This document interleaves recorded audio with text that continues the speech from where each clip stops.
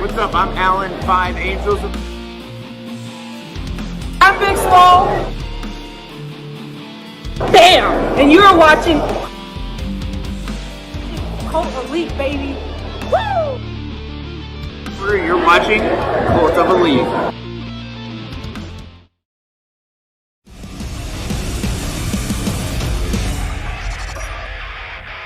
The inner circle never effing forgets!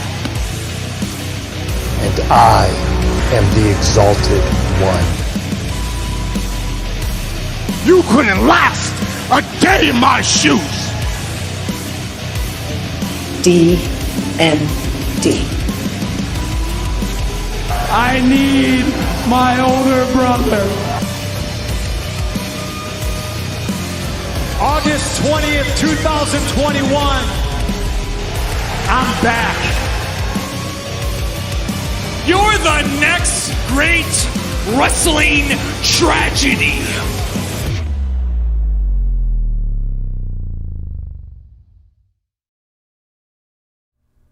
All Out 2021 was arguably the greatest wrestling pay-per-view of all time, deemed by the social media world, and I mean, it's hard to argue.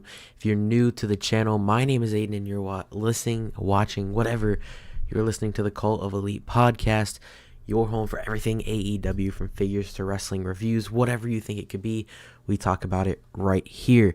We got a stack card to go run through. If you're listening on whatever podcast platform, we're trying something new out. So if you haven't already, make sure you go solo.to/Cult of Elite. Click that YouTube link, and after every single show the next day, we will be live here on YouTube, and you guys can join in the Discord and ask questions, submit your statements, we can discuss things, etc., etc. So you go ahead and do that when you wish. Also, make sure you like, if you're on YouTube, make sure you like the video, subscribe to the channel so that we can grow the channel a lot, and go listen on all those podcast platforms. We're going to get into caller questions here in just a second, but I want to run down the card that happened this past Sunday at All Out, the last Sunday pay-per-view for AEW as of right now, because Full Gear has been announced for a Saturday. We had Kenny Omega versus Christian Cage for the AEW World title, the return of CM Punk when he takes on Darby Allin, Chris Jericho versus MJF, Britt Baker versus Kris Statlander, the AEW World Tag Team titles in a steel cage, Young Bucks versus Lucha Brothers, Miro versus Eddie Kingston, John Moxley versus Kojima, and Paul White versus QT Marshall. An absolutely stacked card with the Casino Battle Royal in there as well. And then on the buy-in, we had that big tag team match. I'm going to open up the waiting room, so if you'd like to get in and ask questions, I'm going to be pulling people who are in the call already. And then from there, we're going to go to no mic questions, which is people who don't have mics that have questions. Hoodlum, you're on. Can you hear me?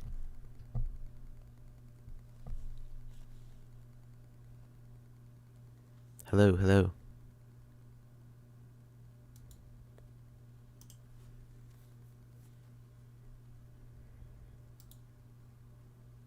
Alright, I'll give you a second. Alright, I'm going to give him a second to get his mic fixed, and then we'll drag him back in. But we have a no mic question. Okay, there he is. Is it fixed now? Here, let me see if this plays a part in it.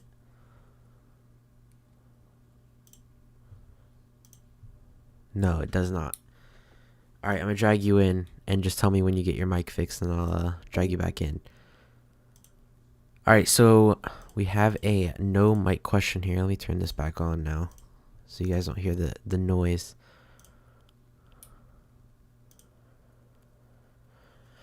Alright, so no mic question from WWR. Nick, he asked, with the recent rumors of Sami Zayn, Kevin Owens, and Bray Wyatt joining the AEW roster, just to name a few, I'm also going to throw Lee Moriarty in there. We'll get to him in just a second. Do you think the roster is getting overpacked? If so, how would you change it?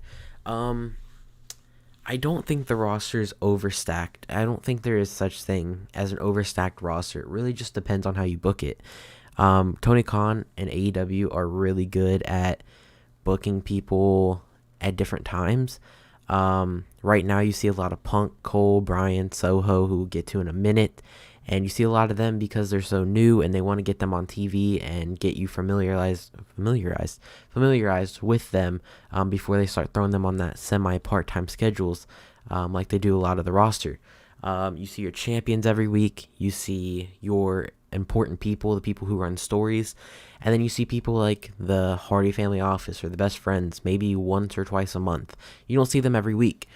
So they're really good at making sure people are on TV all the time. I mean, we just saw Brian Cage and Ricky Starks a month ago, and it looks like Starks is about to be on TV. It's been about a month. He's going to wrestle Punk, I assume, at some point. We'll get to that in a Dynamite review in just a little bit.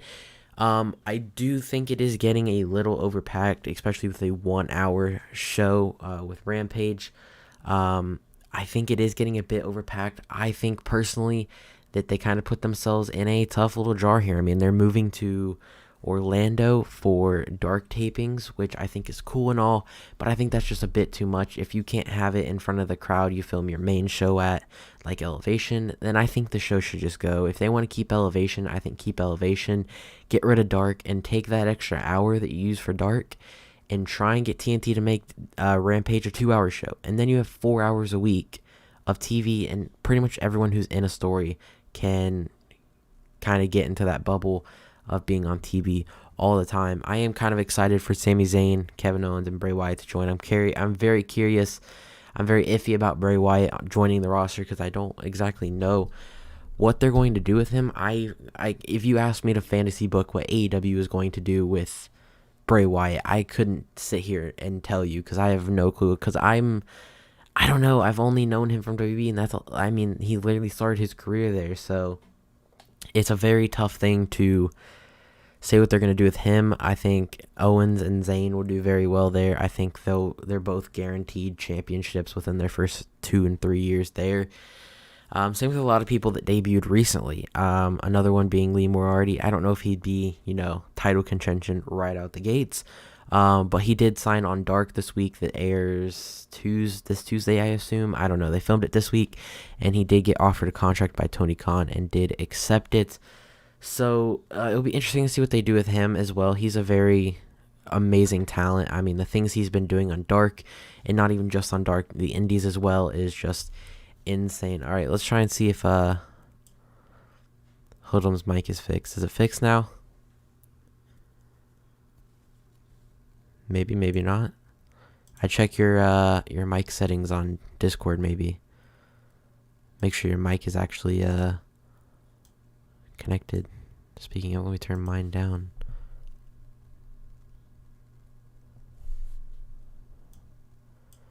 Alright, well, while we wait for him to do that call-in question, we are going to begin with the card. We kick things off with the Best Friends and Jurassic Express taking on the Hardy Family Office on the buy-in. It was an okay match. I mean, it was a great way to kick things off. It kind of just was like everyone was just waiting for the main card. In reality, I'm really happy. I didn't want Pac and Andrade to get canceled because that was a main event worthy match. But at the same time, I'm really happy the Women's Casino Battle Royal was not on the pre-show. Because it deserved that main show, and I think it really fit the main show really well. And I'm really happy it was on there because I don't want to get into the Casino Battle Royal at this moment. We'll get to that when we get to that in the card. But all out, this was a pretty good match. I said all out, no pun intended. It was a very good match to kick things off, kind of get the crowd hype. And the Best Friends and Jurassic Express ended up coming out with the win. I believe Hoodlum's mic is fixed now. Let's test it. Is it fixed now?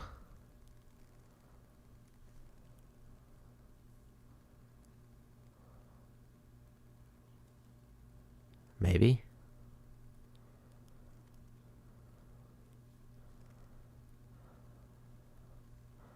I don't think it is.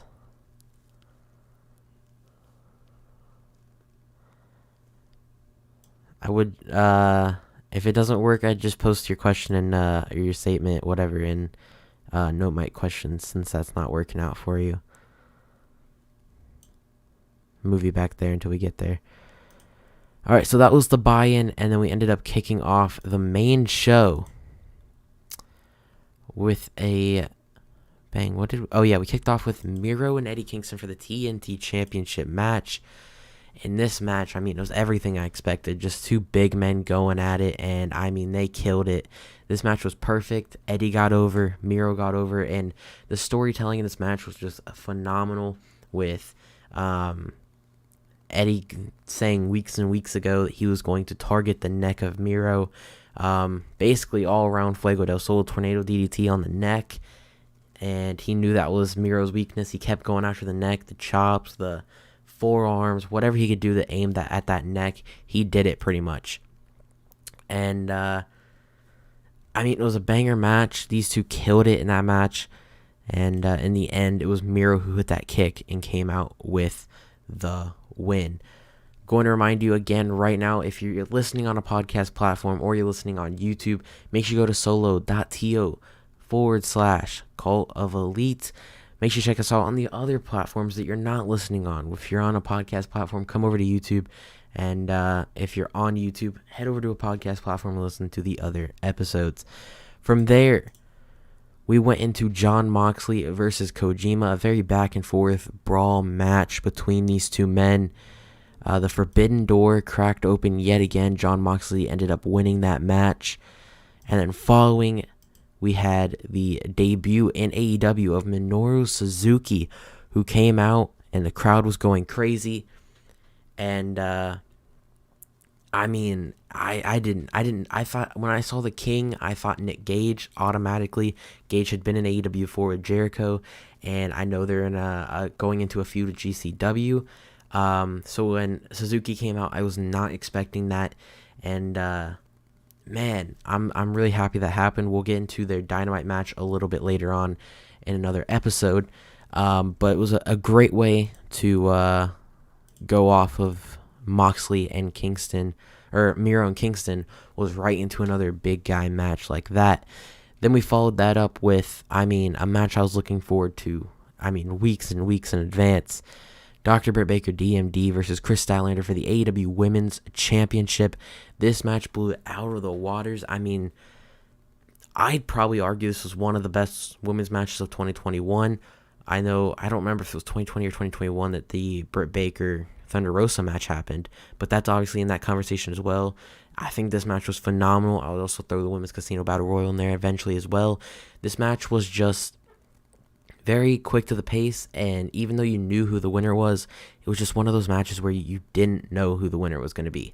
Halfway through, you thought maybe Kris will pull it out, but in the end, Britt Baker did retain her championship. We finally got that call-in question from Hoodlum, who wrote a no mic question, who says, what are your dream feuds for Lee Moriarty and AEW? I don't know, actually. I don't know. It will be interesting to see what they do with him. He's a very special talent, in my opinion. He is very talented.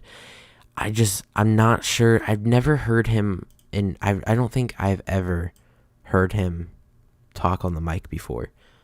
I don't think I've heard a promo from him before, so I don't know really how well his mic skills are, but I think him and maybe Bryan Danielson could kill it. I think he can have a good match with anyone. I kind of see him and Dante go at it. I'm pretty sure they face on Dark, or no, he fought Garcia maybe? I don't remember. But I think there's a lot of people on that roster that he can absolutely just kill it with. Moxley being another, definitely the Seidels maybe. I don't see him being a champion anytime soon. Maybe like a year from now, we can hop into that conversation about Lee being a champion. But following Britt Baker and Kris Statlander, we had the Chris Jericho versus MJF match. It was, if MJF wins, Chris Jericho retires from AEW in-ring competition and can never wrestle in AEW again. The really good match, as usual, as they've had the past 3 times that they fought over the course of the 2 years that they've been fighting. MJF gets the win. Aubrey did not see Jericho's foot on the rope, Bryce Remsburg, I believe, came down and said no, Jericho's foot was on the rope. They restart the match, Judas Effect, Jericho wins, and I could not have asked for this match to go any better than it did. I mean, this match went perfectly. I was very worried about MJF taking the Judas Effect and just eating a clean pin, but I'm really happy with this way. Both men technically won. MJF is still just as over as if that match just never even happened. And we're yet to hear from Jericho yet, so we don't know what he's going to be doing next. But I could not have asked for that match to go any better than it did. Jericho and MJF killed it, and I couldn't have asked it for any better. I'm happy that they did it the way they did it, with MJF getting the fall, because then technically Jericho would screw him, and then boom, both men technically go over. Following that, we had the return of CM Punk as he took on Darby Allin. And man, a lot of people are hating on this match, but I thought this was like really good. I really enjoyed every second of this match, as I typically do with a Punk match. I know I skipped the Casino Battle Royal. We'll get to that in just a second. I want to keep all the surprises all together, if you know what I mean. Punk and Darby killed it. The finish was really good. The coffin drop blocked was like the funniest thing I've ever seen. Darby goes to the top. He's looking for a coffin drop. Punk moves, just literally sits up like The Undertaker while Darby hits the mat. Really, like, he really was just throwing a shot at everyone who's taking the coffin drop and tried to like roll out or something. It was really funny. Punk ended up hitting the GTS on Darby Allin to get the win. And I'm excited to see what he's doing next. It looks like he's going to something with Team Taz for maybe Grand Slam. But again, we'll get into that for the Dynamite review episode just a little bit later on. We then had the Casino Battle Royal, which took place a little bit beforehand. A lot of things I love this match. I think this match was really well done, really well put together, and I thought it was really good. Only little bits of things that I would change about this match. I mean, Ruby Soho was the Joker. I wouldn't change anything about that. She was an amazing Joker, and she deserved to win. Only thing that I would change is people like Hikaru Shida, Jade Cargill, and people who have established names getting eliminated so early. People like Allie, or the Bunny, Penelope Ford, Anna Jay, Ty Conti. Those are the people that should be thrown out early, like early on into their runs. Sheeta should not be thrown out. I don't remember. I think Riho's in it. Riho should not have been thrown out that early. It should have come down to Thunder Rosa, Ruby Soho, Riho, Nyla Rose, Jade Cargill, Hikaru Shida. Those six. That's six people right there. And I don't really know. I think the heel face factor would work almost, right? Yeah, heel face factor would work there. So kind of them have them go at it, and then that's when it's free for all who can get eliminated. I think Sheeta should have been one of the last people to get eliminated, since she was just women's champion, and her getting thrown out so early in the Battle Royal, just, I don't know, it just wasn't it for me. But other than that, the rest of this match was just phenomenal, a great match. And in the end, it came down to something that is now on my dream match list, which is Ruby Soho versus Thunder Rosa. And when I saw that picture, I was like, okay, I need this match.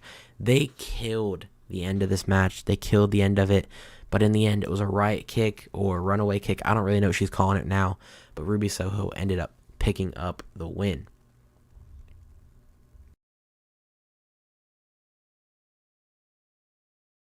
Following that, we had your main event of the evening, which was Kenny Omega versus Christian Cage for the AEW World Championship. And as per usual, these guys killed it. I mean, I thought their Rampage match was really good. This was even better. I mean, it was just complete chaos, and it was really, really good. I just realized I missed the tag team steel cage. We'll get to that in just a second. I completely forgot about that. Omega and Christian killed it. We'll get to what happened after the match in just a minute once I come back from this. Young Bucks versus Lucha Brothers for the tag team titles in a steel cage. These two teams put on the best steel cage match of all time, and in a lot of people's opinion, the best tag team match of the year. And I have to agree, these two completely killed it, which kind of sucks because it happened before Punk and Darby. So Punk and Darby was kind of slept on due to everything that happened before and after the match. But, you know, I mean, people are going to remember Punk who want to remember Punk, and a lot of those people are going to be in the crowd or just just complete Punk fans are really going to remember that. But everyone else is going to remember Young Bucks versus Lucha Brothers in a steel cage match. Back to Kenny Omega and Christian Cage. Oh, I forgot to mention, Lucha Brothers won the match. Are your new tag team champions. Super excited about that. I love the Lucha Brothers. I'm so happy they're tag team champions. I think the Young Bucks had a really good reign. I don't think they could have chose anyone else, maybe Proud and Powerful, to take the titles off of them. Kenny Omega and Christian Cage killed it, as I said earlier. They went at it, and they killed it. They blew it out of the waters. Table got involved. I don't know if the injury sold by Christian was kayfabe, if he was just selling it, or if that was a real injury. If I have not checked to see if that was confirmed or not. Oh, thank you, Hoodlum, for reminding me. I completely forgot about this match. Paul White versus QT Marshall also took place before the AEW World Title match. It was the co-main event of the evening, and I think it was perfect. At first, before the match even started between these two, I thought, okay, this is really dumb that it's this late into the show. But knowing what happens after Omega and Christian, this match is really good because they're hot off of Punk and Darby, the tag team steel cage, the Casino Battle Royal, Jericho and MJF, Moxley and Kojima with Suzuki, Miro and Kingston. The crowd is almost like they need a break. So co-main event, Paul White versus QT Marshall. I think it was like a 6-minute match. Paul White ends up winning. Crowd got their break. They didn't have to cheer too much. They didn't have to boo too much. They pick up the win, which was a great way to lead into the main event with Omega and Cage, with them killing it. And then following the match, Omega says that no one can take the title off of him. They're either not here, already retired, or they are dead. When the lights go out and the best theme song in AEW, in my opinion, hits, and Adam Cole makes his AEW debut. Everyone thought it was Bryan Danielson. One of the biggest shockers of the night was Adam Cole showing up. He gets into the ring, and no one noticed this, but he comes out the heel tunnel as well. Not a lot of people even caught that because they were so caught off guard, but rewatching it, he did come out of the heel tunnel, so his heel turn was pretty obvious it was coming. He goes to the ring, and he acts like he's about to fight the Elite when he super kicks Jungle Boy, and then hugs the Young Bucks, and the Young Bucks kiss him on the cheeks like the old days when Adam Cole says it's official, the Elite is the best thing in professional wrestling. And then he brings out a line out of Vince McMahon's theme song and says, "Ain't no chance in hell anyone is stopping us." Kenny Omega grabs it and says, "That's what I call a happy ending." He goes to do his goodbye, a good night bang. He says good night, smooch, and then all of a sudden a remix of Flight of the Valkyries hit, and Bryan Danielson also shows up. They gave us a 2-for-1 special to night it all out with these two killing it. I mean, this was like, so much happening in 1 second. Danielson comes down to a huge pop. He gets Christian and Jurassic Express up. They go in and fight the Elite. And that's how we end the show, with Adam Cole and the Elite on the stage.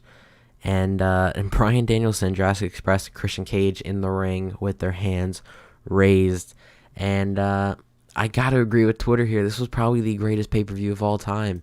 I honestly can't think of anything that could top this. I mean, All Out was just phenomenal in every way, shape, or form. And if you have not already watched it, I do recommend you go and check it out. But that's going to do it for me here today in the Cult of Elite studio. Again, if you have not already, make sure you go check out solo.to/Cult of Elite. If you're on a podcast platform, come over to YouTube and watch it live. Hop into the Discord, ask some questions live on air, or ask them call-in questions, whatever you feel like doing. And also, go ahead and do that. Solo.to, make sure you follow us on all social media at Cult of Elite. You can follow me personally at BreezyN on all platforms, including my Universe mode, which takes place at twitch.tv/BreezyN every Tuesday. And with that being said, thank you for listening to the show. Join the cult.